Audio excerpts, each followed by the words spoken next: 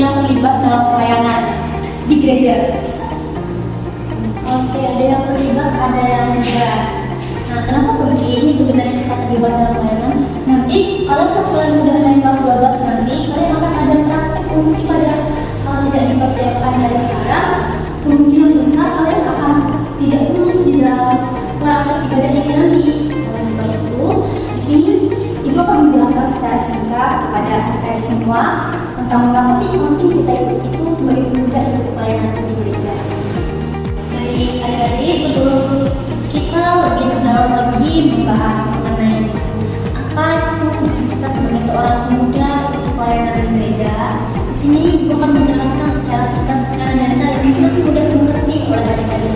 Yang harapannya Pak ini akan menumbuhkan kesadaran dalam diri adik-adik. Melayani Tuhan itu bukan hanya sekadar kita ibadah di gereja, pura-pura tepuk tangan, menunjukkan lalu pulang, tidak sampai di situ saja pelayanan kita.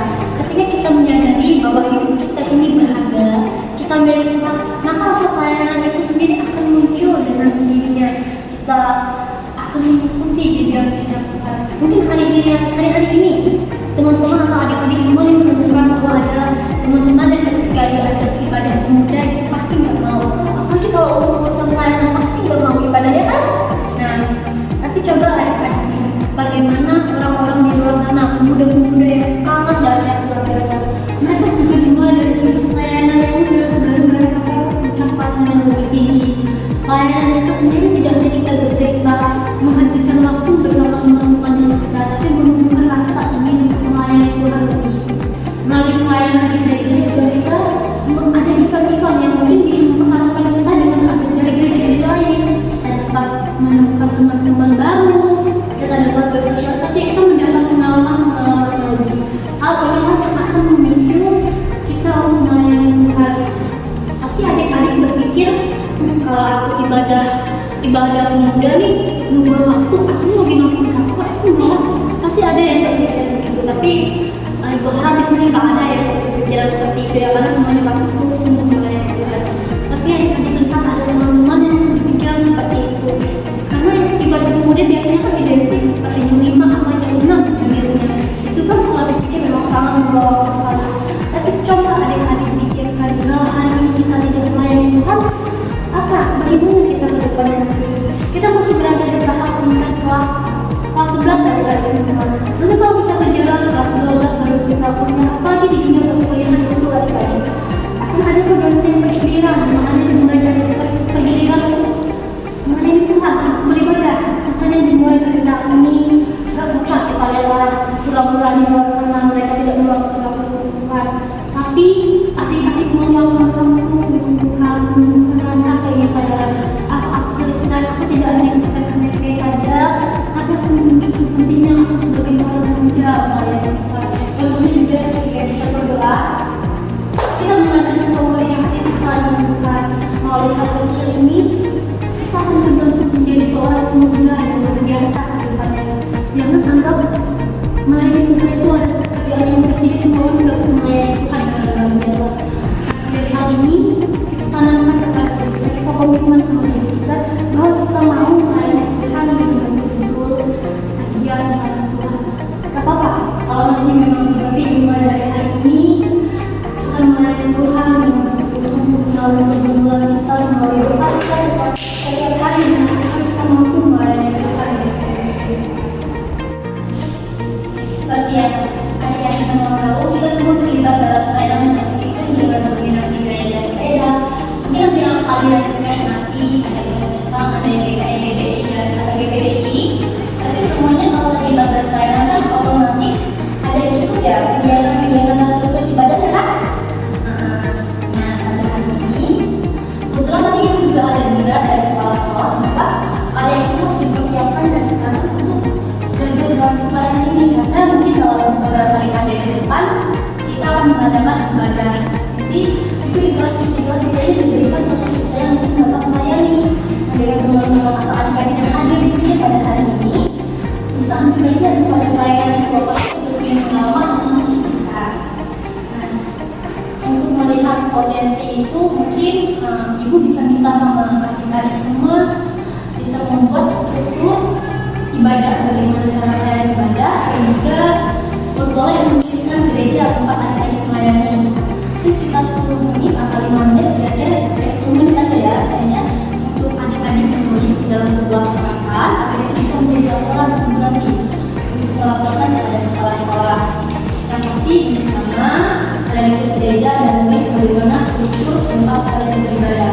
Secara singkat gereja perlu ditulis ya, karena pendetailnya ini nanti akan kita bahas ketika kita mulai melakukan pelayanan.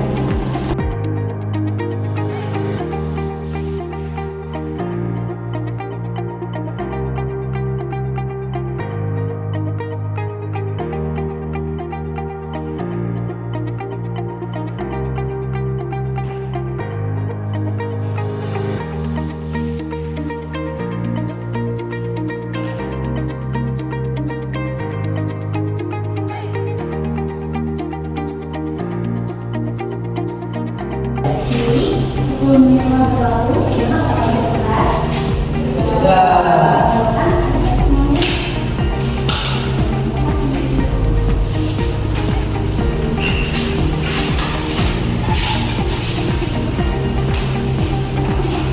Jadi, terima kasih adik-adik yang telah meluangkan waktu untuk mengisi. Ini akan dijadikan survei atau akan dijadikan laporan juga kepada kepala sekolah bahwa kelas kita nanti akan dipercayakan mengadakan pelayanan pada sekolah ini. Nah, sebelum kita cek untuk sementara, teman-teman bisa tadi silakan berdiskusi sama teman-temannya dulu. Silakan nggak apa-apa, kalian lanjut aja ya. Baik, ini atas nama Tria Dela. Mungkin saya ini Tria Dela. Kenapa hanya ada Tria Dela pelayanan di mana? Berhubungan saya kan merantau di sini, sekolahnya merantau, jadi saya belum terlibat dalam pelayanan juga. Tria Dela kalau tinggal di kampung ya? Ya, Di gereja apa itu pelayanan? saya di gereja GKE.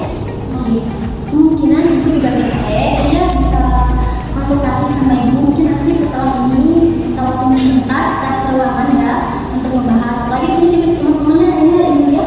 Bagian besar memang semuanya GKE ya, ada juga yang dari GPDI, ada juga yang dari GPI.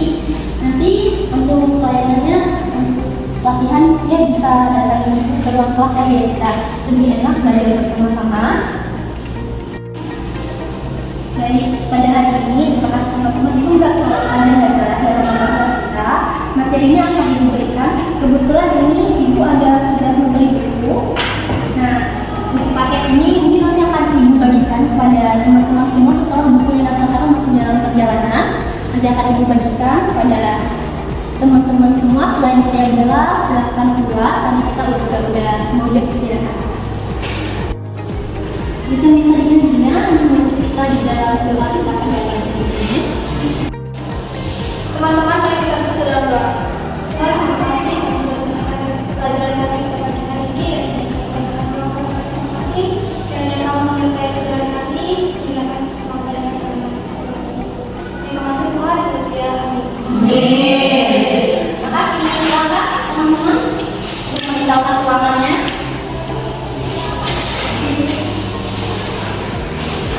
Terima kasih. Mari isi buku. Ya, buku